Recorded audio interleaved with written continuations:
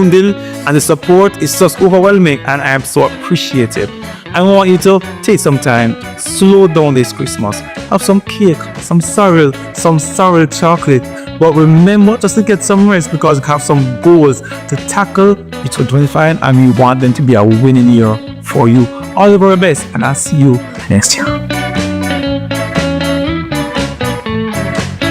Jamaica, make we do the right thing. Make we live good today for a better tomorrow. Talk it out. Don't fight it out. The time by the Ministry of National Security is 6:30.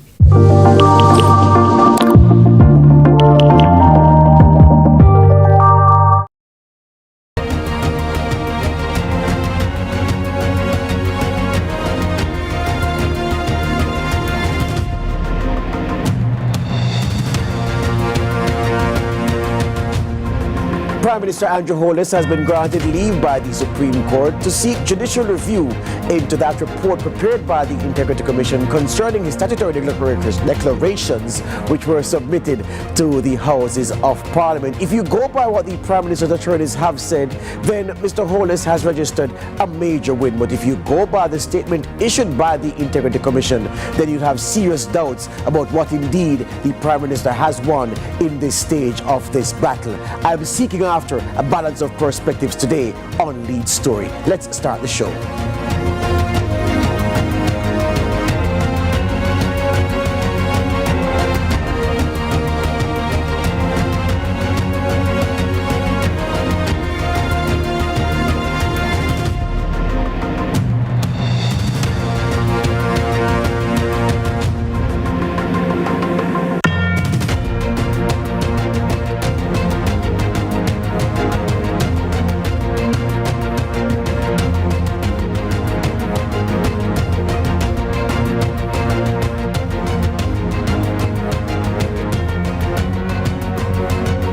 Welcome to Lead Story on this Monday. My name is George Davis. Apologies if I'm a bit hoarse. There was a lot of sporting events on the weekend that I had to deal with, and so horse racing on Saturday and then a doubleheader in the Royal Navy Premier League on Sunday have left me sounding rather raspy. Nevertheless, we have to crack on, and as I mentioned last Friday, we were told that the Prime Minister Andrew Holness had been granted leave by the Supreme Court to seek judicial review into reports concerning his statutory declarations which were prepared by the Integrity Commission and submitted to both Houses of Parliament. You'll remember the furore over the report, the Prime Minister defending his corner and saying that he would be asking his lawyers what step he can take because he felt he was being hard done by the primary anti-corruption agency operating not just in this country but I believe in the region. And on Friday we got the ruling of the court saying yes indeed the Prime Minister had been granted leave to seek that judicial review. But there is, of course, as it tends to matters of this consequence, this import, nuances to the whole event. The Prime Minister's attorneys have been briefing journalists and have been saying, well, look, it's a major win for Andrew Holness as he seeks to protect his reputation, and more, well, equally as important as that, to have his statutory declarations certified by the Commission so he can move on with his stewardship of the country. The Integrity Commission saying something else in its statement issued to the media. We're going to have both perspectives today. We're going to hear from attorneys representing the Prime Minister and from the attorney representing, well, one of the attorneys representing the Integrity Commission. Before that, though, just to highlight some of the things that the Prime Minister sought in his declaration, rather in his application to the court, and the judge, the Judge Justice Althea Jarrett, she ruled that, I'm reading from my note here, that I find it has a practical adverse effect on the PM's rights, she says, in that in accepting the Director of Investigation's referral recommendation and urging Parliament to also accept it as there will be no finality in the matter until the Financial Investigation Division, the FID, completes its work, The PM's statutory declarations for 2021, 2022 and 23 will not be finalized until the said FID, Financial Investigations Division, conducts and completes its own investigation. So this is one of the key findings from the statement handed down by the judge, having heard the matter with representation from both the Prime Minister and the Integrity Commission, making the case for either party. She wrote that, "I find that the special report of the IC also meets the threshold test for leave for judicial review, as it is so connected to the August 30, 2024 report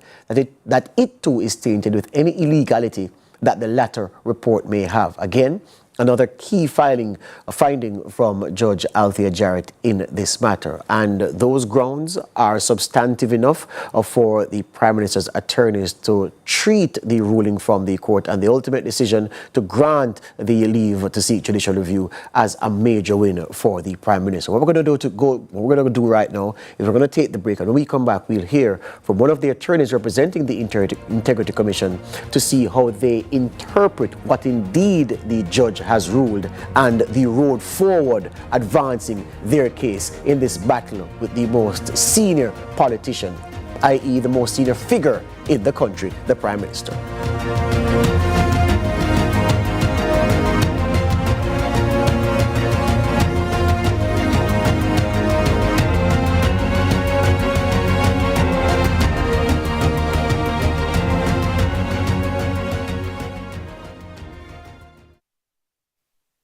Wake up to a dream bedroom. Spend $30,000 or more at Singer November 15 to December 31 and get a chance to win a complete bedroom makeover absolutely free. But that's not all. 2 lucky winners will win a 4-day family vacation for 4 at an all-inclusive hotel. Singer makes Christmas unforgettable with 4 months for cash and 9 months no interest. Visit Singer today and live in style this Christmas. Must be 18 years or older to enter. Authorized under Section 58.3 of the Betting, Gaming and Lotteries Act. CVM TV and live Jamaica Premier League action on a Monday night.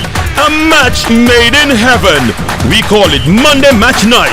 Catch all the heart-pounding JPL Monday night action from now until the end of the season on CVM TV's Monday Match Night. Matchday Mondays at 7:4 to 5 p.m. with a rebroadcast Tuesdays at 10 a.m. Nothing else can quite match up. Monday Match Night, powered by Sunshine Snacks and ABC Electrical.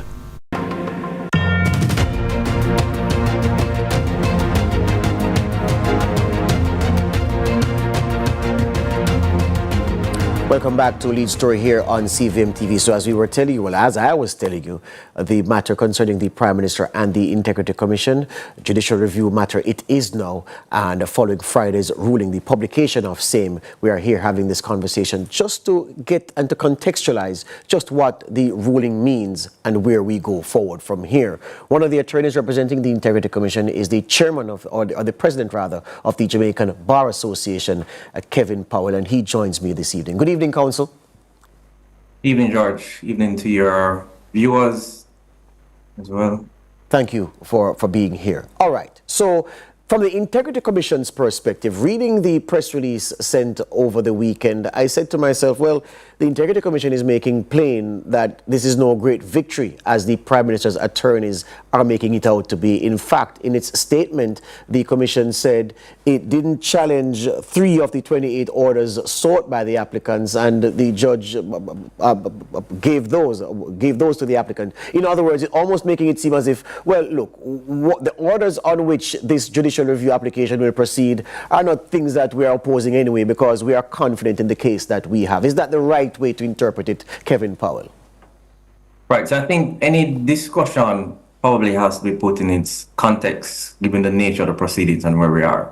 So at this stage in a judicial review claim, the only thing an applicant needs to establish is that they have an arguable ground with a realistic prospect of success. In other words, it's not a frivolous claim. It's a fairly low threshold that they need to cross. After crossing that threshold now, then you get into the substantive issues. So at this stage, that is all that has been established. It's not a frivolous case.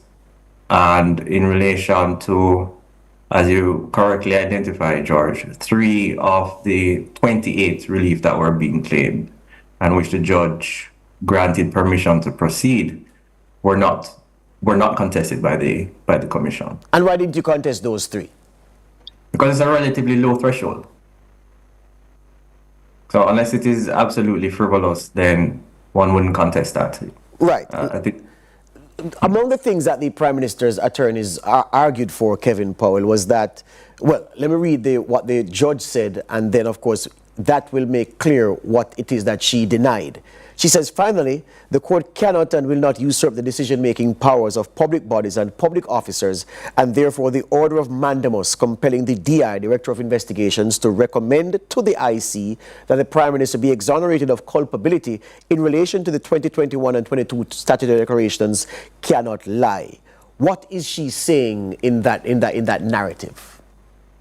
so. Among the things that the Prime Minister sought and which was denied by the judge was permission to have the court effectively order the Director of Investigations to recommend that he be exonerated of any wrongdoing in relation to the declarations. And the judge, correctly in our view, found that such an order could not be or is not permissible by the court.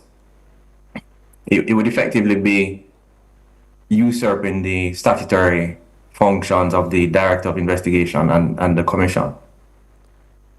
I'm wondering about the application, though, because when I saw it in the original claim by the Prime Minister's attorneys, I said, is there precedent for the court to effectively order a Commission of Parliament, a functioning organ of the Jamaican state, to act in a particular manner? And you're saying that the judge, correctly in the IC's view, said no to that. Right, and formed that position based on established precedent. Yes. So in sum total, Kevin Powell, are you saying then that the orders granted to the Prime Minister are not significant, and that the move to judicial review does not suggest that the Prime Minister has a strong case? Is that what you're saying? If that's not what you're saying, articulate what it is indeed the overriding point of the IC is. Well, that is what we're saying. So at this stage, as I indicated, it is not that the court has found that there's a strong case that the Prime Minister will establish what he's claiming. The court is simply saying this is arguable. Let the parties go before a trial judge and determine the merits of the case. So at this stage, we haven't really gotten into the merits as yet. Yeah. I find it curious that you say that, because I recall very well a case similar in many respects involving the Member of Parliament for South Central St. Catherine, Dr. Andrew Wheatley, and the Integrity Commission, and an application filed on his behalf by his attorneys for judicial review into a report prepared by the Integrity Commission concerning his own financial affairs. One of the attorneys, Chuck Cameron, my good friend. And I recall very well that the application for judicial review was denied. So I ask you to consider that case, which I'm assuming you know very well, of course, counsel, and this thing, the point you're making about threshold being low, almost as if the permission to seek judicial review is a matter of course. I just want you to contextualize that in the context of judicial review being applied for in similar circumstances and the application being denied. Well, I'm not sure that it necessarily constitutes similar circumstances. And of course, each case has to be determined on its facts. Yes. The facts that may have applied in the Andrew Wheatley case clearly did not apply here. So in relation to the very specific allegations that are being advanced and the circumstances in which the claim was made, I'd ask to note as well, of the several relief that were being sought, effectively 3 were granted because there was no opposition to it. And there was another one granted by virtue of connection to one of the others that were not being opposed. The vast majority of the relief that was being sought was either effectively withdrawn or conceded, or was dismissed by the judge. Yeah. Well, here's what the Honest legal team say in relation to what you've said about the uncontested orders and those that were denied. They say, well, one of the applications was refused on the basis that the court cannot and will not usurp the decision-making powers of public bodies and public officers. Almost as if the Honest team is saying that they too too didn't expect that to fly with the judge, and the fact that of it being denied is no surprise to them. So we have here, counsel, a situation where both legal teams are trying to downplay the success of the other, and that's why I invited you here, for Jamaicans to hear from you directly just how the IC sees this ruling by the judge and its confidence going forward. I mean, that's a curious position to take for a ground and an argument that they advanced, that they did not believe it was going to succeed. I mean, the judge agreed with our submission that the application for the orders that they were seeking really had no merit. So even the very low threshold that one needs to cross to get over a judicial review leave stage, those orders didn't make it. And lastly, Kevin Powell, in relation to the duties of the Director of Information and Complaints, Craig Beresford, Holness's lawyers are saying that applications were made to compel him to examine the reports, and although he had initially stated he did not examine the reports, by affidavit in response he said that he had conducted the examinations. Accordingly, the court felt it could not grant leave to do what he had already done. So I think you've made your point clear in terms of the how the IC sees this. So in terms of the preparation now for the, well, we are calling it a big event. Perhaps the IC doesn't feel so given the strength of what it's sitting on in terms of its case. Next year, early January, this matter is set to go before the court. Is the IC saying to Jamaica that it is very confident that what it has found will hold when they go before the judge? Well, we're certainly confident in resisting the claim when we see it. As I said, at this stage, it's a preliminary hurdle that they've crossed. The Prime Minister and his companies now need to formulate an actual claim. And at that point in time, we'll then be able to see how best able to resist it. Hear you on that. That's all the time we have. Kevin Powell, thank you for stopping by this evening. Always a pleasure. Thank you. Thank you, George. Take care. President of the Jamaican Bar Association and a key member of the Integrity Commission's legal team in this battle with the Prime Minister. After the break, we'll hear from one of the attorneys working on the Prime Minister's case in this matter.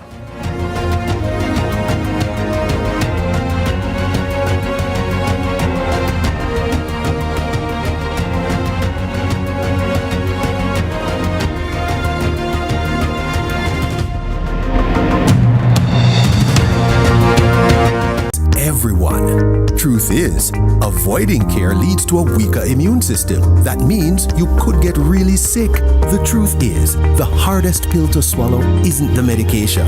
It's the problems that follow when you don't take them. Let's get through this together.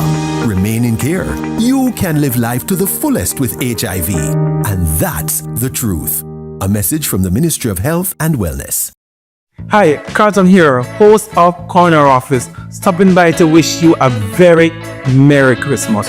Thank you so very much for your support during this year. Every single week you're tuned in and the support is just overwhelming and I am so appreciative. I want you to take some time, slow down this Christmas. Have some cake, some sorrel chocolate. But remember just to get some rest because we have some goals to tackle in 2025 and we want them to be a winning year for you. All the very best and I'll see you next year.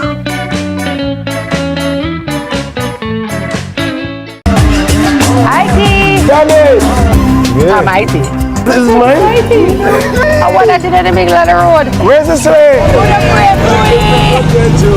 Good morning. You've never seen a sunrise quite like this. Tamaiti Christmas in the Streets is brought to you by Flow, unwrapping holiday happiness. That's Christmas.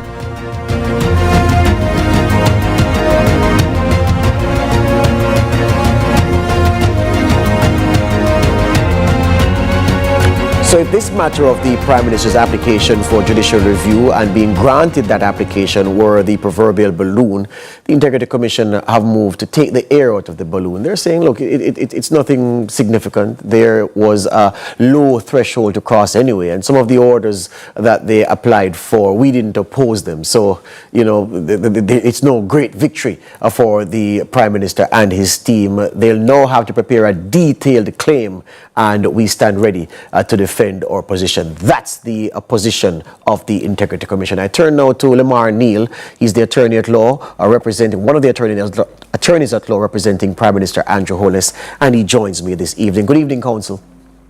Hi, good evening, George. Excellent.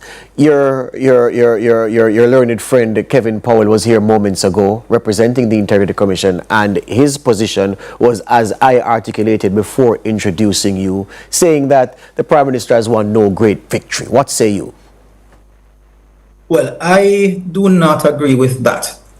Well, first of all, to understand what judicial review about, it is really the process by which the Supreme Court basically reviews decision, acts and omissions of inferior courts or tribunals or public bodies, in this case where the Integrity Commission is concerned, to ensure that they act within their given powers. And so that the purpose of one having to obtain leave is for the court to basically weed out the hopeless cases. And so in this case, the court considered an application for leave on behalf of the Prime Minister and the other companies, and the court granted leave in relation to 3 of the, what I refer to as the prerogative writs, the orders of certiorari right, and the court refused the orders for mandamus. Now, if you consider it really, the court at that stage, if it felt that there was no arguable ground, the court could have outrightly refused the application in its entirety. But you'll see that the court did not do that. The court only did that in respect of the orders of mandamus. And so I don't think that, I don't agree with the statement. Yeah. Well, looking at the Integrity Commission statement, they say the judge refused leave to apply for judicial review to challenge that part of the Commission's special report which recommended that Parliament develop a policy and legislation to address the corporate and commercial activities of ministers of government, particularly in the context of potential conflicts of interest. On just straight reading of what's written here, counsel, it would seem as if the Prime Minister's legal team failed to get through one of these significant points on which they applied for this judicial review. No, and that again is not so. That is just basically a paragraph from that special report.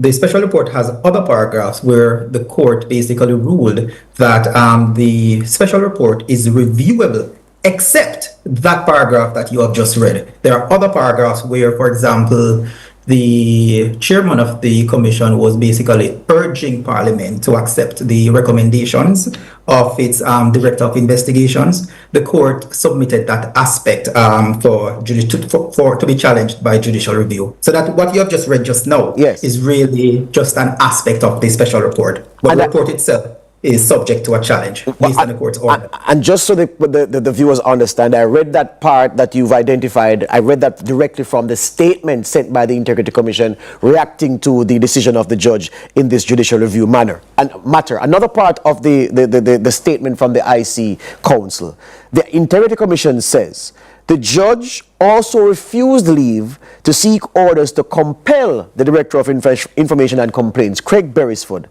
to recommend the exoneration of the Prime Minister or to examine his 2022 and 23 statutory declarations. It continues, as the judge pointed out, the court could not direct the DIC to recommend the exoneration of the Prime Minister, and that in respect of the 2022 and 23 statutory declarations, Beresford had already carried out his statutory functions in examining them and could not be compelled to certify them because the 21 declarations were incomplete. Again, straight reading, this looks like another significant ground on which the Prime Minister's legal team did not meet the mark.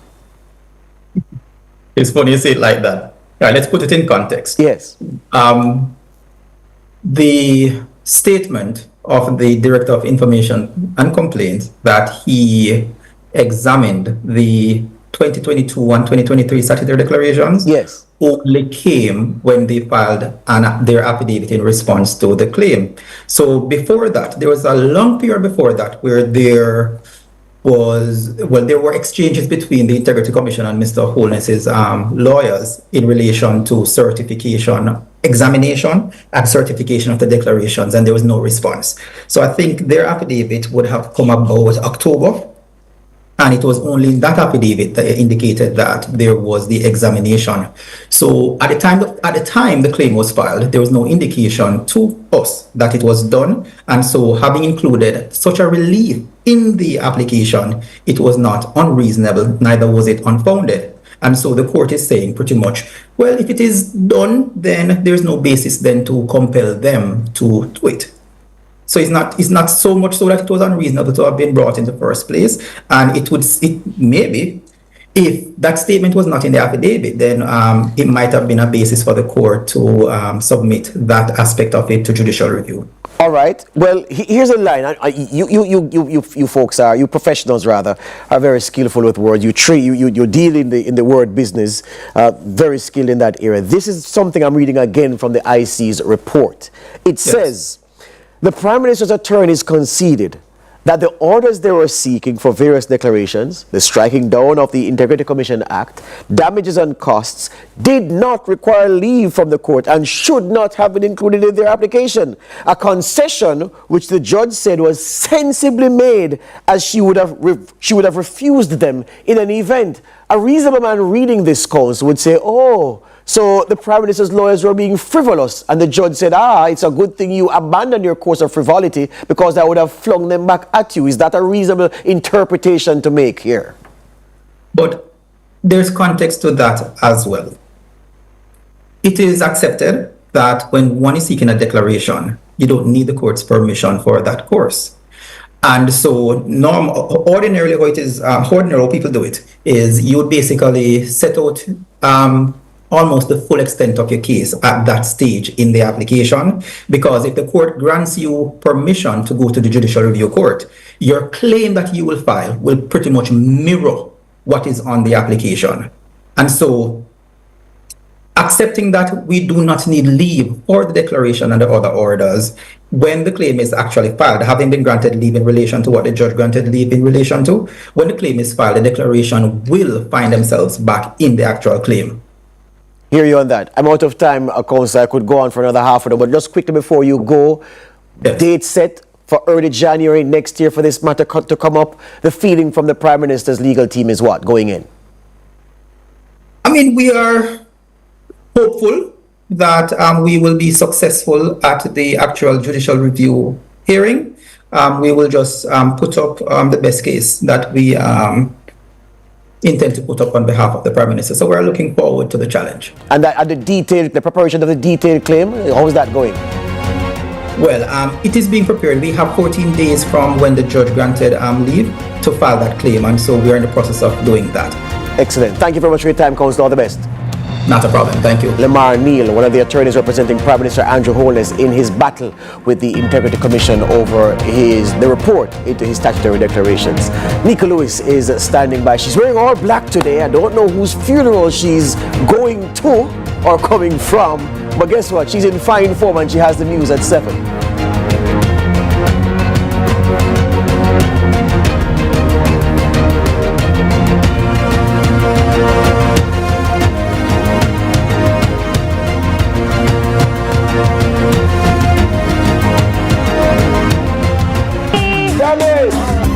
Mighty. This is mine? I want that in the middle of the road. Where's the sleigh? Good morning. You've never seen a sunrise quite like this. Tamaiti Christmas in the Streets is brought to you by Flow, unwrapping holiday happiness. That's Christmasing. You know my heart goes crazy when you take the list of time. Let's explore our love. Will leave the world behind. Can you feel it?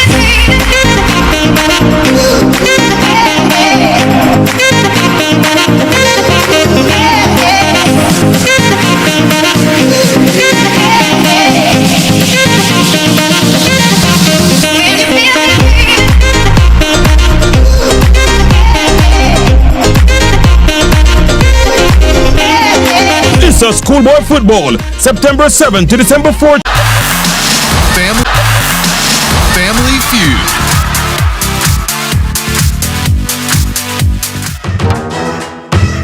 Brought to you by We Are the Caring Store, waiting to serve you. It's time to experience independent living. Visit us today. Get Sagicor School Companion Health Plan for as little as $2,540 per month. The time by Sagicor Life is 7 o'clock.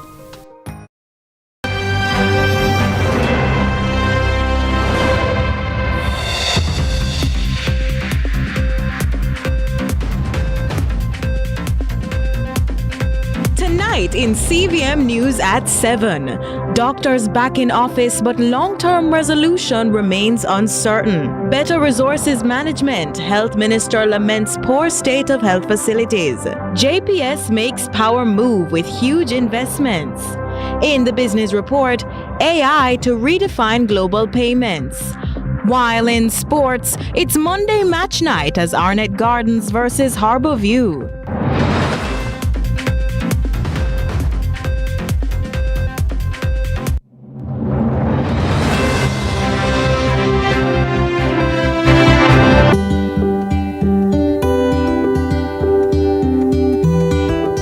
It's been 3 years.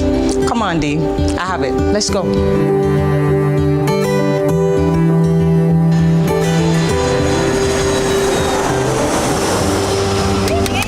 My baby. Son of my baby. Oh my goodness. Them feeding you over there though?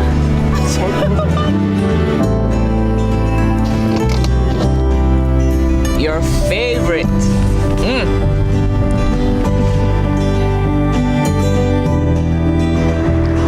Welcome home, son. This is home.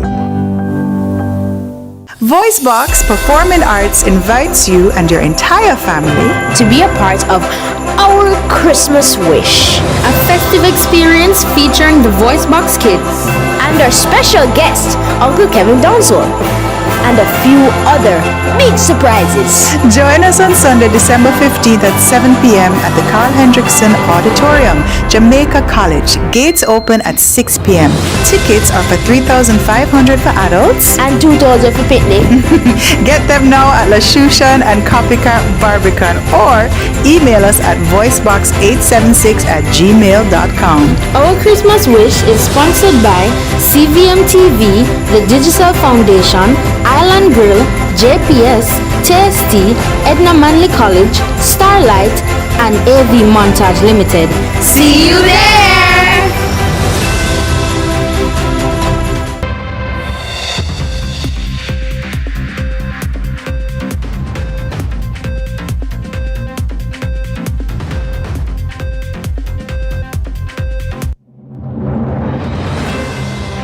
From Kingston, Jamaica, this is CVM News at 7. It's Monday, December 9, 2024. Thanks for having joined us. It's an abbreviated newscast making way for CVM TV's Monday Match Night at 7:45 p.m. Tonight, it's Arnett Gardens up against the Stars of the East, Harborview. We'll have so much more in our sportscast. To the news now. A looming crisis in Jamaica's healthcare system may have been averted, at least for now. Doctors returned to work on Monday evening following emergency talks with the Labour Ministry amid an alleged sick-out. But with critical issues still unresolved, is this just the calm before the storm? Ramon Gordon has the details. Upon a major strike, you say? But I can say right now that it's a calm before the storm. That was President of the Jamaica Medical Doctors Association, JMDA, Dr. Renee Badreau, speaking with our news team on December 6. The JMDA had issued a stern ultimatum, threatening a possible withdrawal of services over protracted overtime pay negotiations, a deadline the Finance and Health Ministries failed to meet at the weekend. You may have seen me busy on my phone here because I have an industrial action that is taking place this morning by doctors. I am going to have to speak and run, and I do know that some senior health people are here. They will have to also listen and run also. That effort appeared to have paid off, at least momentarily, with doctors agreeing to return to work as of 6 p.m. Monday, following a meeting with Labour Ministry officials. The decision may have averted catastrophe, particularly at the Spanish Town Hospital, where CEO Jacqueline Ennis described a dire emergency. Ennis revealed that at least 196 staff members were absent, forcing the hospital into emergency mode. CVM News contacted almost all major health facilities for an update. Very few agreed to comment. We did, however, catch up with JMDA's Dr. Badreau again Monday after the meeting. The doctors in the best interest of patient care, they have agreed to return to normalcy. We hope that good sense will prevail with the Ministry of Finance on the outstanding issues with regards to our overtime rate. That is an issue, as well as our retroactive payments, which the Ministry of Finance has stated unequivocally that they will not be paying us. Both the JMDA and the government appear to have settled on deliberations for now, the outcome of which will likely be determined by a series of meetings scheduled for this week. Ramon Gordon for CVM News. The healthcare system requires a holistic approach, so says Minister of Health and Wellness Dr. Christopher Tufton at today's Sir Arthur Lewis Institute of Social and Economic Studies roundtable discussion on the future of Jamaica's healthcare. To tell us more, here's Adrian Williams. With the healthcare sector continually undergoing various dynamics affecting its operations, Minister of Health Dr. Christopher Tufton at Monday's Sir Arthur Lewis Institute of Social and Economic Studies, SALESIS, roundtable discussion has highlighted neglect of the public health system. In the context of Jamaica, we have underinvested in public health or in health generally. We have a system of public and private, obviously, and they go together, and we shouldn't distinguish between them.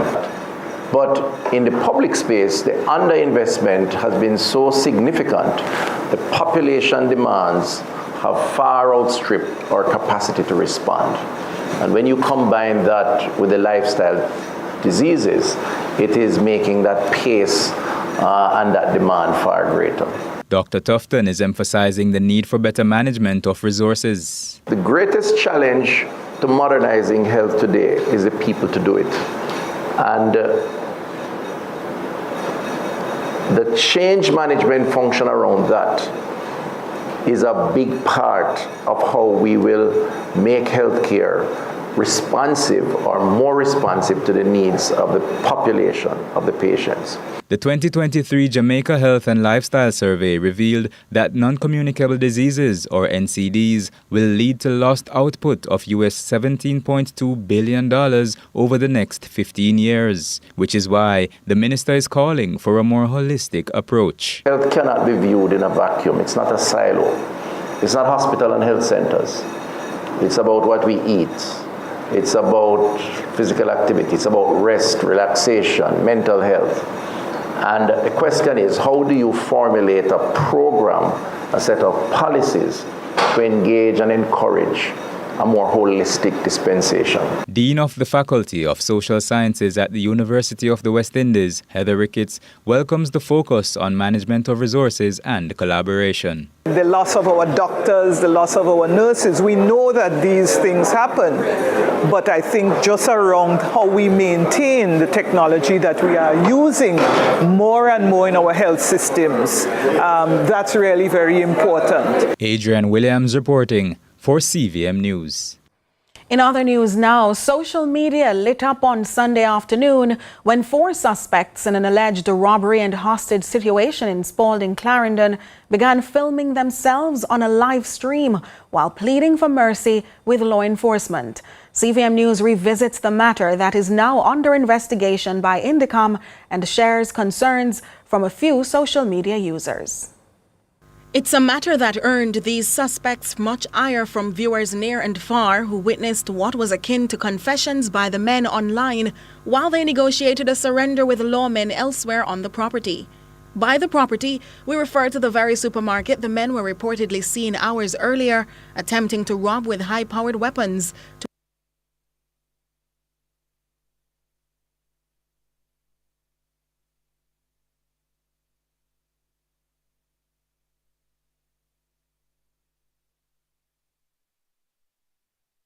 We apologize for the lack of audio in that insert.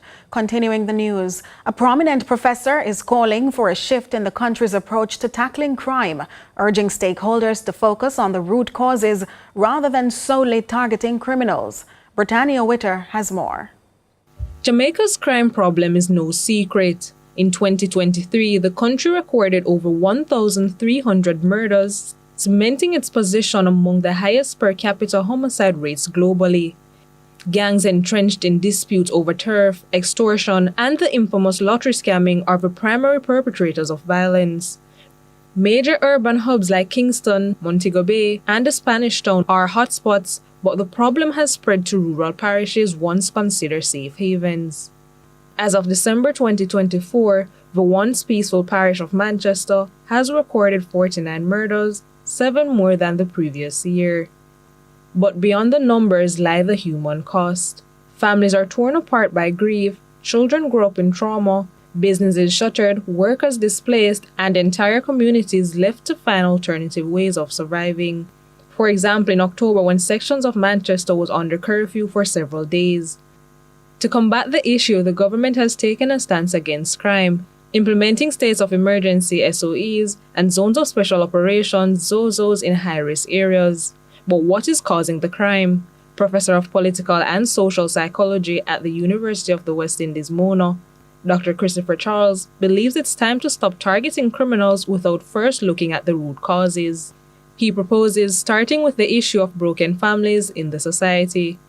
The sources of violence, the gangs are actually instruments of the violence. I see. The sources come from dysfunctional families, families in crisis, brutalizing children, dysfunctional schools, violent communities. But if you're not addressing the sources of criminality, the causes, all you're going to be doing is just going after the criminals. Dr. Charles adds that for many young men, gangs offer a sense of belonging. Countries like Jamaica, with a very high homicide rate, have a lot of boys out of school. Right.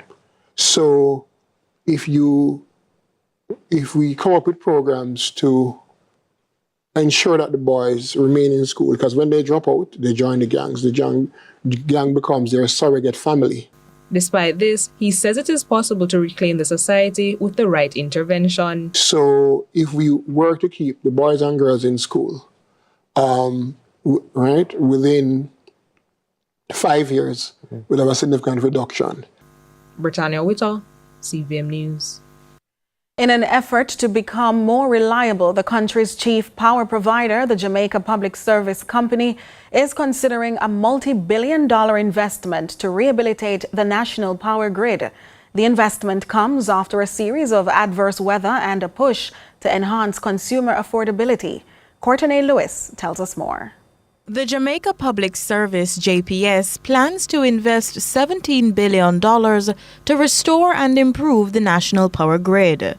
The chief executive officer made the announcement on Saturday, adding the investment is part of one strategy to build resilience due to climate change.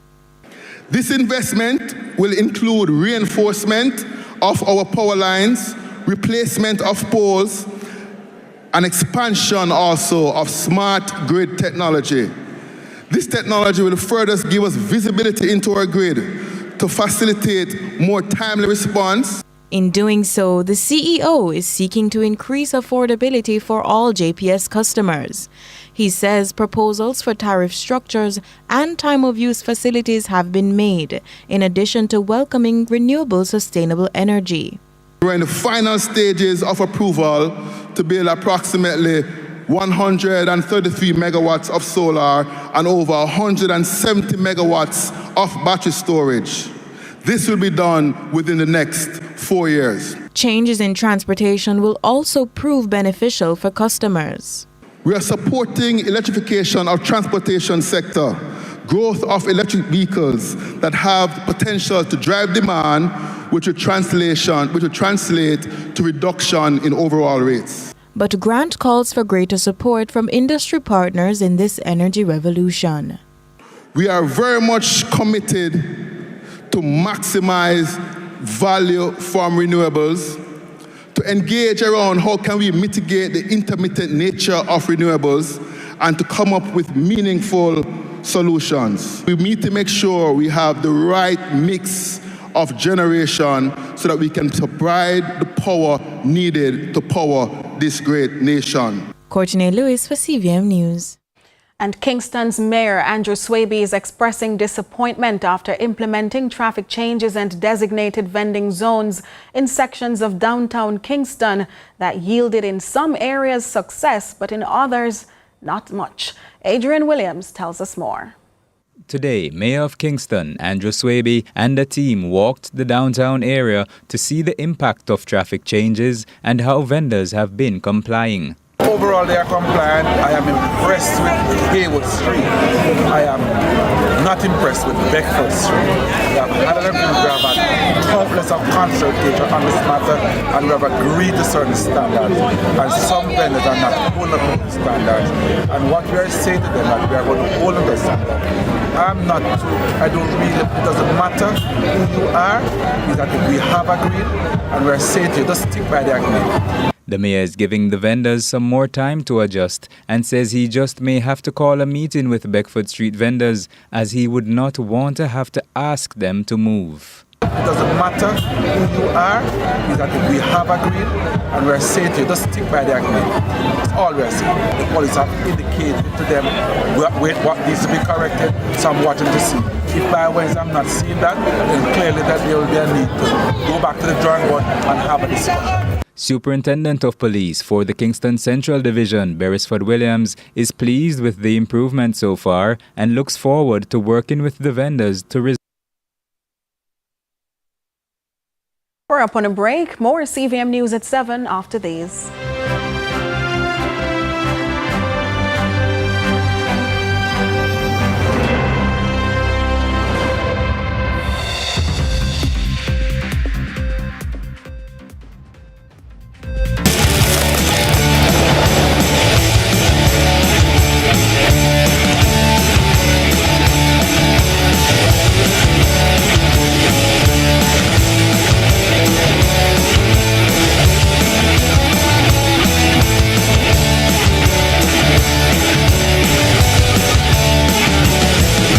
Slay your space with course today. Enough prices and giveaways. Gifts under course Christmas tree. Shop at course to get entries. Spend $65,000 or more at Courts on cash or credit and automatically enter to be one of 4 lucky winners this Christmas. Shop at Courts in-store or online between October 28 to December 21 and you could win new things for the new year. A home upgrade, bedroom, lounge set and dining set, Samsung fridge, stove, microwave, washer and dryer. Clear your space with Courts today. Authorized under Section 58.3 of the Betting, Gaming and Lotteries Act. Conditions apply.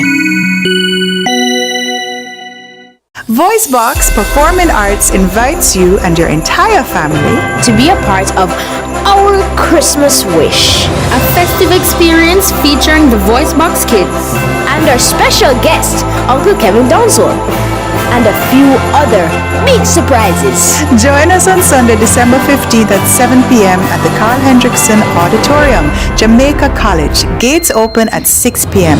Tickets are for $3,500 for adults and $2,000 for picnic. Get them now at La Shushan and Copycat Barbican or email us at voicebox876@gmail.com. Our Christmas Wish is sponsored by CVM TV, the Digital Foundation, Island Grill, JPS, TST, Edna Manley College, Starlight, and AV Montage Limited. See you there! Christmas is made of moments for the family. Sign up for a home fiber bundle for as low as $7,399 plus GCT and get installed. You could win a bag of things valued at over $400,000. Digital Plus, better connected this Christmas.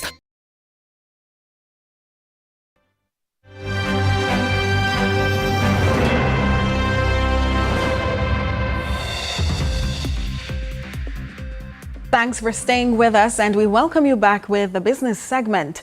The world of finance and banking will soon be even more advanced when artificial intelligence further enhances the sector with an anticipated higher productivity rate. This, according to tech experts who have seen the impact of AI on the global scale. Trisha Gay Kelly has this story. Many have grown accustomed to paying with card at the supermarket, the gas station, and even for online purchases. But what most people don't know is that this is only possible through artificial intelligence AI, which is expected to make an even bigger impact in the financial sector. Recently speaking at the Tech Beach retreat, CEO at High Tech Payment Systems Abdeslam Alawi said AI will soon be redefining global payments. One of the very first application of AI is on the customer service. So customer services are really enhanced significantly, and this is usually bringing a lot of efficiency, and we would see the impact of AI on the bottom line. But Alois says there's more that AI will be doing in the space. AI also bring a lot of speed in executing customer complaints and customer requests, generally speaking. And when models are well trained, it's very accurate, very precise, and this is exactly what any customer would like: speed and efficiency. The technology will hasten transactions at financial institutions, not by the elimination of any stage in the process, rather through added efficiency. In the financial institution, the payment in general, we go from the suspect stage to the prospect stage to the customer stage, then we have payment, then we have risk, then we have compliance, then we have usage, then we have attrition, then we have collection. And in any of these steps, AI can be leveraged to hit or to be more efficient or to generate more revenue. He says all bodies, including the payer, payee, and even the tax authorities benefit when AI is included. Trisha Gay Kelly, CVM News. With that, we take a break. More to come right after.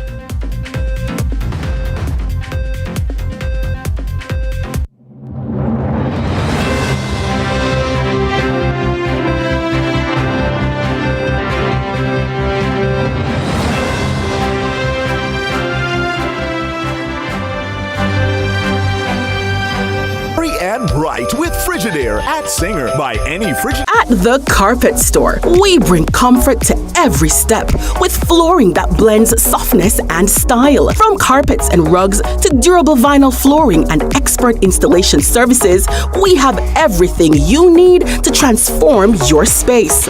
And when it's time for a refresh, our carpet and upholstery cleaning service brings your flooring back to life. Visit us at 18 Dunbarton Avenue, Kingston. The Carpet Store, because you deserve the best. This holiday season, make your home merry and bright with Frigidaire at Singer. Buy any Frigidaire item November 13 to December 28 and enter for a chance to win a stunning side-by-side refrigerator with $50,000 in groceries or an electric stove in the Frigidaire Christmas giveaway. Singer makes Christmas affordable with 4 months for cash and 9 months no interest. Shop early. Singer, where holidays come alive. Must be 18 years or older to enter. Authorized under Section 58.3 of the Betting, Gaming, and Lotteries Act. Conditions apply.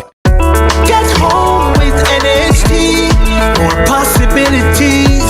Get home with NHT. Turn a dream home into reality.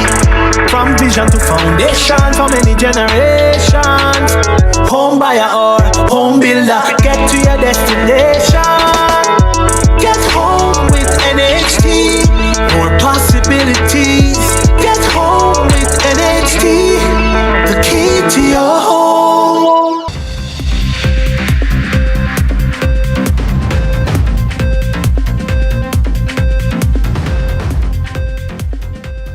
Welcome back. Now for a glance at what's trending online.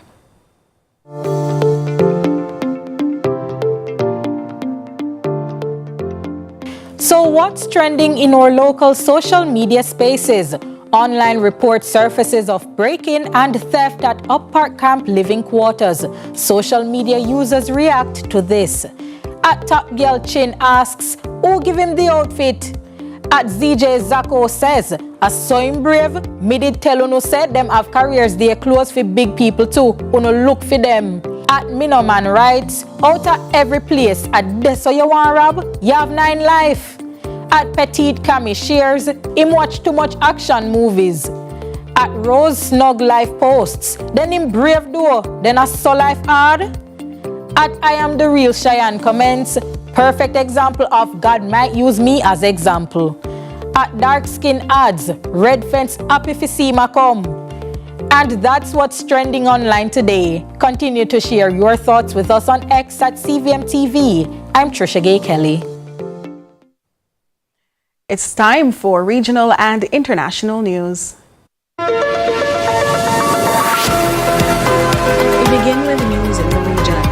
The St. Lucia Air and Seaports Authority, SLASPA, has terminated its contract with Taiwanese construction firm Overseas Engineering and Construction Company, OECC. The company was responsible for constructing the air traffic control tower under the Huanora International Airport redevelopment project. SLASPA cited multiple breaches of contract by OECC as the reason for the termination. More from DBS Television. The project, which spans 3 administrations, has not been without its challenges. After assuming office in 2021, the Philippe administration reviewed the project. Following this process, SLASPA secured approval to proceed with the air traffic control tower. Taiwanese firm Overseas Engineering and Construction Company, OECC, began construction in early 2023.